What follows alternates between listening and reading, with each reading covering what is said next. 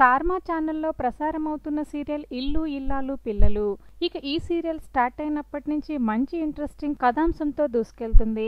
ఇక సీరియల్లో నటిస్తున్న నటీనటులు కూడా తమ చక్కని అభినయంతో రెండు తెలుగు రాష్ట్ర ప్రజల్ని చాలా బాగా ఆకట్టుకుంటున్నారు.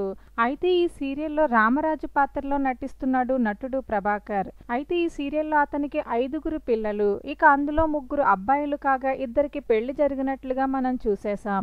ఇక పెద్దవాడికి పెళ్లి కాకపోవడంతో మంచి అమ్మాయిని చూసి పెళ్లి చేయాలి అనే ధ్యేయంలో ఉన్నాడు రామరాజు. ఇక అలా ఆయనకి పెళ్లి చేసే ప్రయత్నాల్లో భాగంగా ఇంటికి పెద్ద కోడలుగా ఎంట్రీ ఇవ్వబోతుంది శ్రీవల్లి. ఇక శ్రీవల్లి ఎంట్రన్స్ అయితే అందరికీ షాక్ ఇచ్చిందనే చెప్పాలి. డిఫరెంట్ గా ఆమె క్యారెక్టర్ ని తెరకెక్కిస్తున్నారు. మరి ఈ సీరియల్లో త్రివేణిగా ఆకట్టుకోబోతున్న ఈ నటి గురించి కొన్ని ఇంట్రెస్టింగ్ విషయాలను ఇప్పుడు మనం తెలుసుకుందాం. శ్రీవల్లి పాత్రలో ఎంట్రీ ఇస్తున్న ఈమె పేరు త్రివేణి యాదవ్.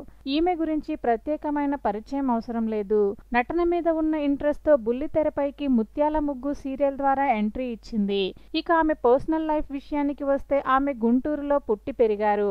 ఇక తన చదువు నిమిత్తం వైజాగ్ లో పూర్తి చేశారు.